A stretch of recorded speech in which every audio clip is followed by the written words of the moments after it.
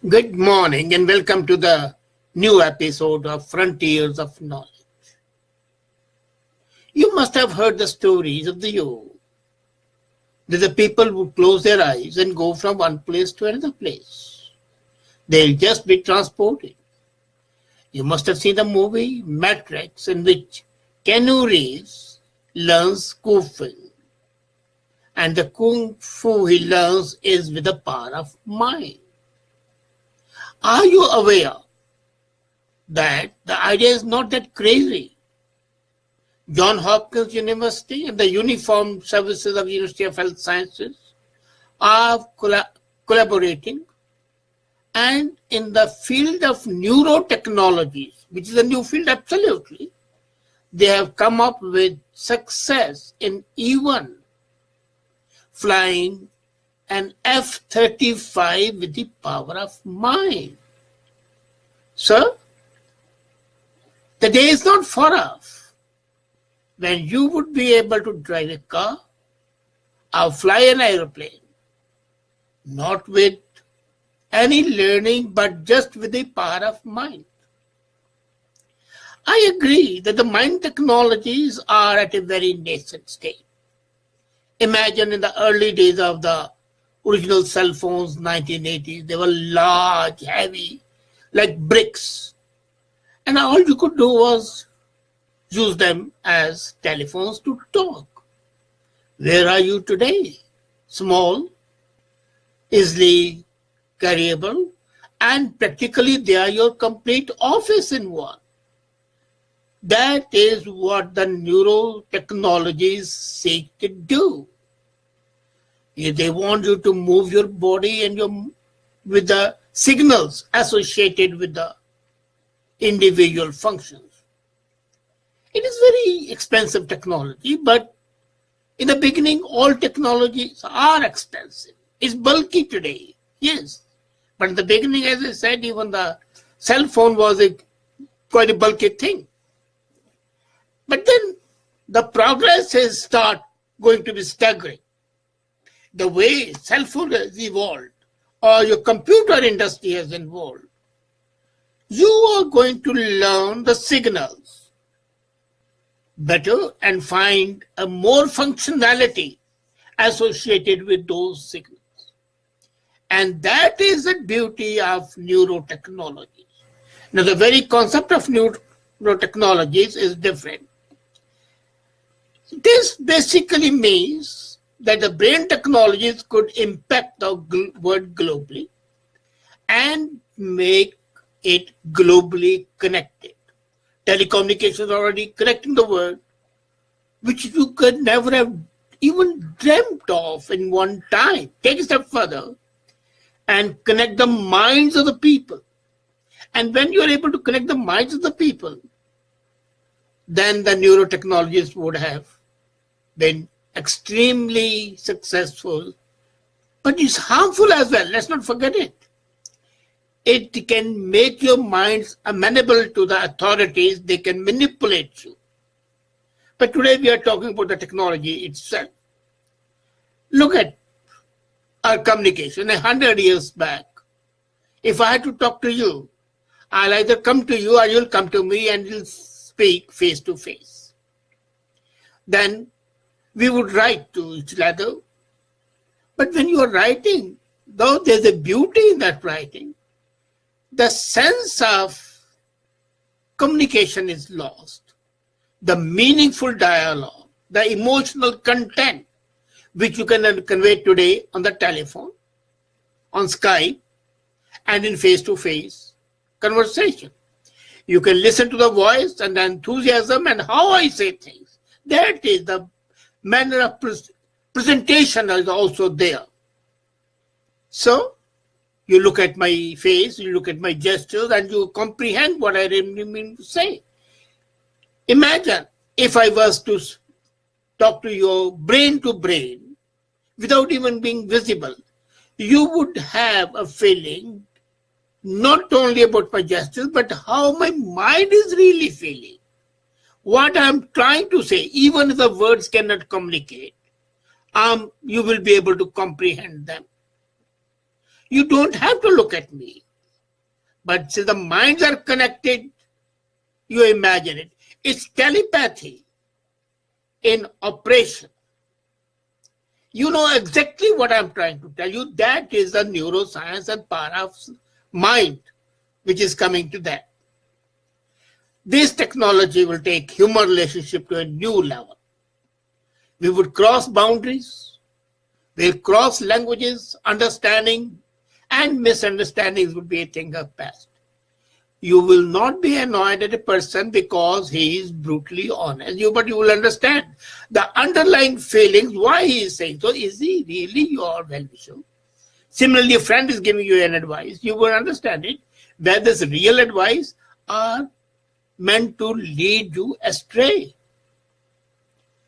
So, we'll be breaking all the barriers, basically, all the dams, all the impediments, removing all the obstacles towards understanding human emotions which underlie all communication. And that technology is developed now. Would you believe it? Most of it's developed, but then, as I said earlier, at a nascent stage. That's an enabler. Billions of dollars are being invested on neurotechnologies, the things that will help us understand the signals that the brain use. Now that's the most important. You would not only understand with the 5 senses, but you will understand the brain signal. This is the story of a science fiction apparently, but it's not. Now the research has already taken to the second level. And that level is, can we understand memory? The memory of human beings, people forget it. Alzheimer's, dementia, these are the problems which are coming up. So they are now working on that to revive the memory, to fight depression and schizophrenia, to fight Alzheimer's. So data collection is being done, and the storage of that data is being done so that the human beings do not suffer. Now we have to find ways to make it all non-invasive, as I said earlier. But now let's come to, I was talking about the matrix. How is going to be like the matrix? Will I just download a language or kung fu? It's already happening. But we are nowhere the process of downloading a language. There are experiments have been done to show that how the brain functioning can be measured. What they have done is, they have developed a neural code in the lab, and the neural code was downloaded in the brain of an animal. The animal didn't know the task. And when that neural code was transferred to a second animal, both the animals developed an empathy. And both the animals were different species. They were essentially eater of each other. It was a wolf and a sheep. And the wolf and sheep, after the same neural codes had been embedded in their brains, implanted in their brains, reacted to each other in a different manner than they would react the other way around. So, if that can be done with animals, it can be done with the human beings. That's what they say. Let's go a step further. There's a scientist, Michael Kanha. He says that the neural codes are directly associated with the direction, and that can be used, those neural codes can be used to stimulate people to take a task because they have the directional cues downloaded on them. So you don't have to download the whole thing, just download the cues, and the directional cues, they'll be directed to that manner and will be able to understand. And as I told you, with that downloading of the directional codes, they made a woman who is quadriplegic, a paralysis from the neck downwards. She was absolutely paralyzed. This woman was the subject of study, They downloaded the neural code in her, and then she was able to fly that F-35 fighter jet using just her brain. And now imagine, if a quadriplegic woman can fly an F-35 using her mind because of the downloading of the directional cues in her brain, what else can be done? So, what do you think? In next 20 years, 25 years, you should be able to fly an aeroplane or drive a car just with your mind? And all these driver tests and everything will become a matter of past. This is something which is going to be important. Now, as I said, we have got to be non-invasive. We have got to ensure that the technology does not fall in the hands of the wrong people. If directional cues implanted and embedded in your brain can help you fly an aeroplane, they can also enable you to explode buildings, to bomb people, to spread disease.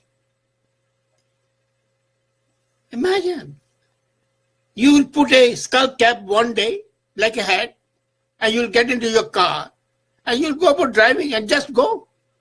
As a matter that that stage, they don't have to embed it. It's just to be connected with your brain, because the rays will penetrate in that through that sensor. You will no longer interact with your hands and feet. These devices would be augmenting the ability to use your limbs. You don't have to talk on telephone then. You'll wear a device and communicate with your minds. Telepathy. You want your child to do something, and your child is wearing a cap which has that sensor which is with you. And you think, child come back, and the child will come back. So, constant supervision can be there. Education can be much more effective. Basically, you are using a language of the brain on this platform.